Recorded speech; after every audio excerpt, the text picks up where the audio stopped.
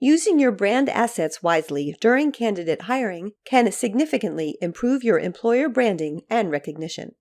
In this video, I'll demonstrate how to add your logo and banner images so that potential candidates will see them during their test experience. The first step is to sign into your WeCP account and click Settings in the navigation bar. Then click Personalize.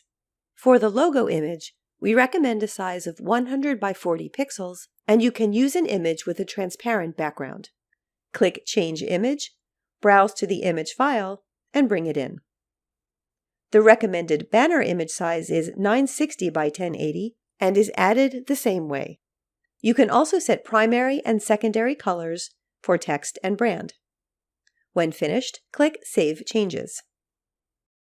This is how your branding images will appear on a candidate's testing page. If you're not already using WeCP, be sure to click the link in the description below to schedule a demo or sign up for a free trial.